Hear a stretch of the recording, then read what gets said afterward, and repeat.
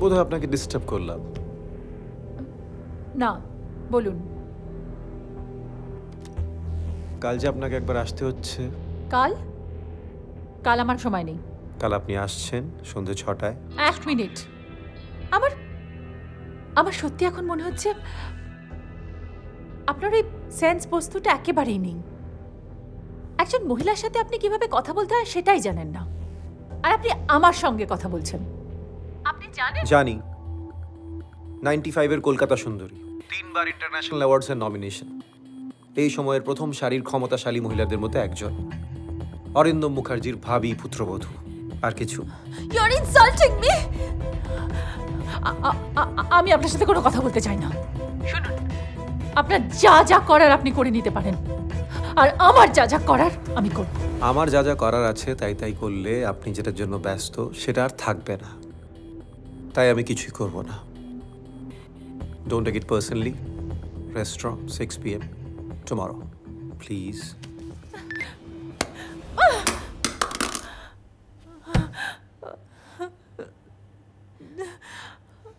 আরো কাইনছে। তোমার নাচের স্কুল বন্ধ করা চলবে নাই? বন্ধ করে চলবে নাই, ও যেমন আমার গার্জেন।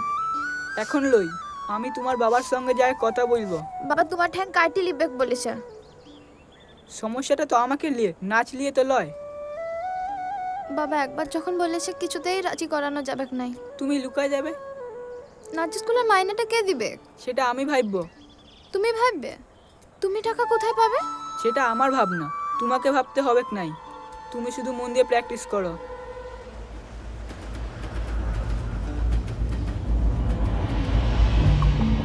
তারপর? তারপর কলকাতা। ম্যাডাম, এটা ঠিক ব্রিজিংটা হলো না।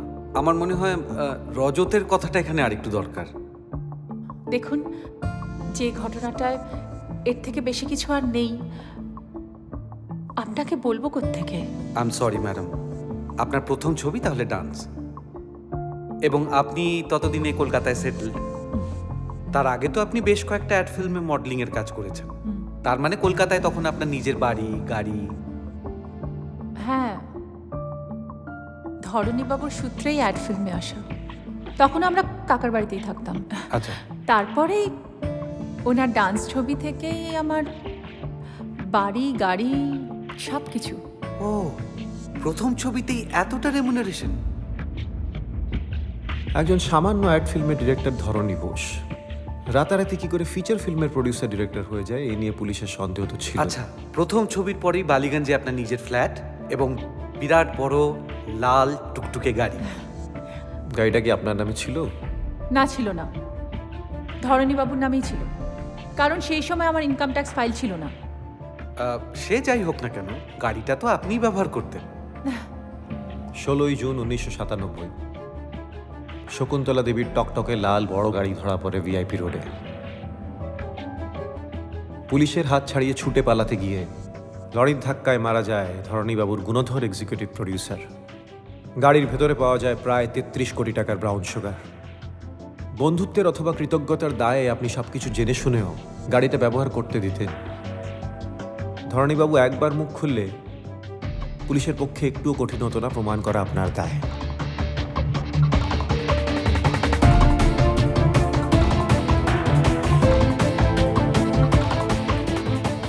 কে লোকটা? কে মানে ডেজিগনেশন কি ওর? জানি না রে, কিছুই বলে না, কিরকম একটা হেয়ালি করে কথা বলে। তাহলে এত ঘাবড়াচ্ছিস কেন? পাতেই কোনো ব্ল্যাকমেলার হয়তো। বিনোদ, রিনা, এরা কেউ দেখেছ ওকে? আমি ছাড়া আর কেউ দেখেনি। শুধু এটুকু বলতে পারি, আমার সম্বন্ধে ওর থেকে বেশি কেউ জানে না। চার্লি চ্যাপলিনের এগেনস্টে FBI একটা 2000 পাতার সিক্রেট ক্রাইম রিপোর্ট তৈরি করেছিল, জানিস? দেখ, আমি তোকে সিরিয়াসলি বলছি, তুই এটা নিয়ে এত চিন্তা করিস না। কিছুদিন ধরেই দেখছি তুই বড্ড অন্যমনস্ক হয়ে আছিস।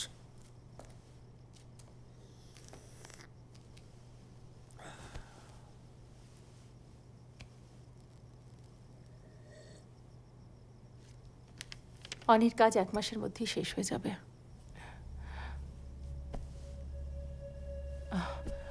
ফিরে এলেই বিয়েটা সেরে ফেলার কথা। মানে সেরকমই কথা হয়ে আছে।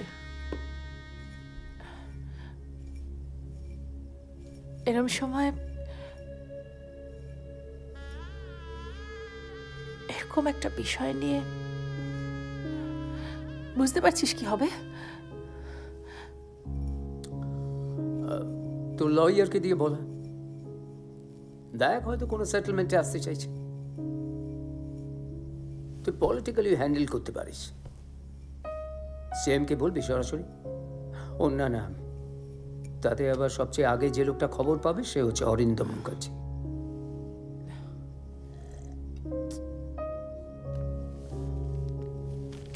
এখনো অব্দি 5টা case শুনিয়েছে।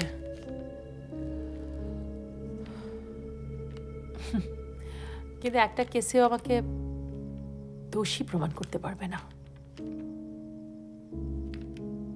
But Shubho, my question is, কোথা থেকে আসছে এসব কথা? হ্যাঁ, কেন আসছে এতদিন পর? এই এটা তো কোন ছবি ডায়লগ বলতো? মনে নেই।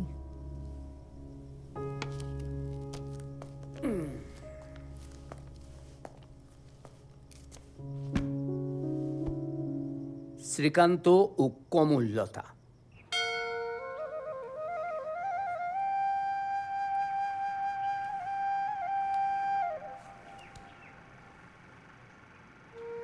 এমন কেন হয় গো গোসাই? যখনই ভাবি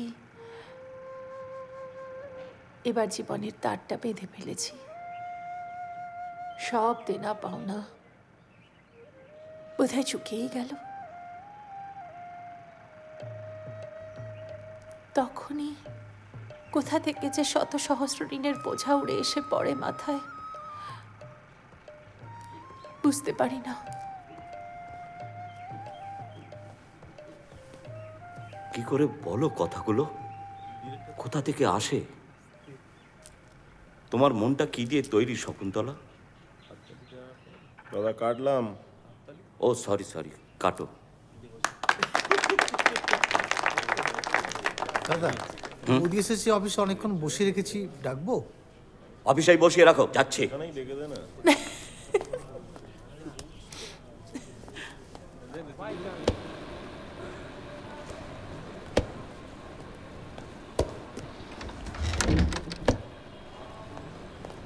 তোমার কাজের নমুনা দেখতে এলাম।